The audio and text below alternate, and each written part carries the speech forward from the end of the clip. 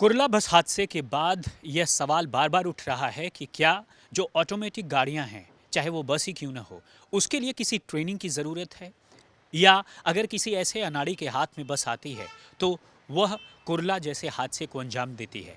मैं जुड़ रहा हूँ बहुत वरिष्ठ टूटू धवन जी से, जो कि गाड़ियों के जानकार हैं। सर, आप क्या कहेंगे खासकर ऑटोमेटिक गाड़ियों के बारे में? क्या इनके लिए कोई विशेष ट्रेनिंग की ज़रूरत होती है ऐसी गाड़ियों के लिए? देखिए, अव्वल तो ऑटोमेटिक गाड़ी तो बहुत सिंपल होती है, उसके अंदर कोई क्लच नहीं है और कोई गियर शिफ्टिंग नहीं है, तो it becomes even easier to drive.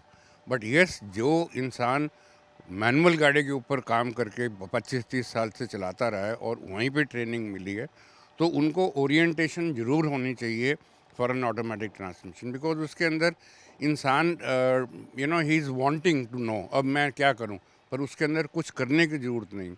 एक एक्सेलरेटर है और एक ब्रेक है और आपने कुछ भी नहीं करना। सो इंसान उस वक़्त दहशत में पड़ जाता है कि वो मैंने क्लच दबाना है, मैंने गियर शिफ्ट करनी है, तो वो नर्वसनेस आ जाती है। इस करके ये ऐसे हादसे हो जाते हैं। अमूमन इसमें कहा गया, जब आरटीओ ने इसमें जो इनिशियल रिपोर्ट सौंपी तो ये देखा कि इसमें ब्रेक तो ठीक ठाक था, और ड्राइवर ने भी अपनी ज़ुबान से ये कबूला कि वास्तव में वो पहली बार उसने ये गाड़ी हाथ में चलाई जो कि ऑटोमेटिक ट्रांसमिशन की थी। तो आप क्या ये मानते हैं कि अमूमन ये हादसा जो है इसी नर्वसनेस का नतीजा है?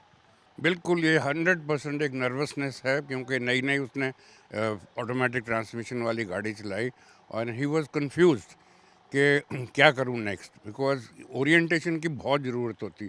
अब जैसे आप पायलट्स को देखते हैं, एक एयरक्राफ्ट जब चलाता है, जब दूसरे पे आते हैं, तो उनकी ओरिएंटेशन होती है, पूरी ट्रेनिंग होती है, and then only they are given to fly the next aircraft.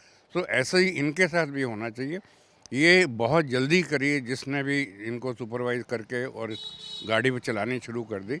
He should have been first given as a trial on a bus के बगैर पैसेंजर्स के, और शाम के टाइम या सुबह के टाइम वो चलाए, जिसके साथ उसको कॉन्फिडेंस हो जाए। तो कॉन्फिडेंस होना बहुत बहुत ज़रूरी है, कोई भी गाड़ी चलानी हो, चाहे ऑटोमेटिक हो चाहे वो मैनुअल हो।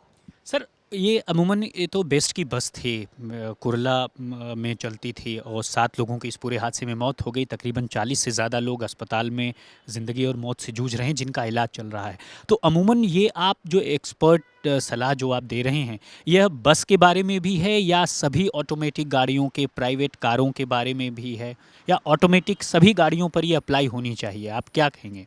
देखिए, जब भी किसी को ट्रेनिंग मिलती है एक बेसिक मशीनरी के ऊपर, और आप नेक्स्ट मशीनरी चाहे उसके साथ की भी हो, उसके ऊपर आप कन्वर्ट करना चाह रहे हो, तो उसको ओरिएंटेशन बहुत ज़रूरी है और उसकी ट्रेनिंग उसके ऊपर बहुत ज़रूरी है। हालांकि मैं जैसे मेरे अपने हिसाब से बताता हूँ कि automatic transmission is even easier to drive और ईजियर टू मैन्यूवर, क्योंकि उसके अंदर कोई कॉम्प्लिकेशन ही नहीं है।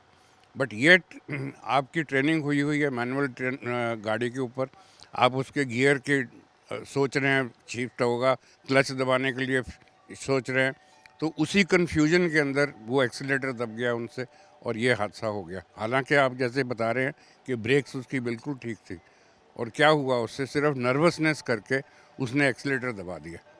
तो आपने साफ तौर पर देखा कि किस तरह से संजय मोरे को पुलिस ने गिरफ्तार तो कर लिया है, और उसने ये कबूल भी लिया है कि दरअसल वो पहली बार ऐसी ऑटोमेटिक ट्रांसमिशन की बस जो है चला रहा था।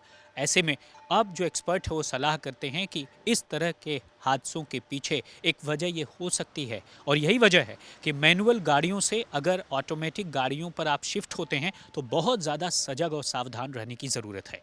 प्रेमचंद मिश्रा के साथ राम किंकर सिंह, ग्रेटर कैलाश, आज तक।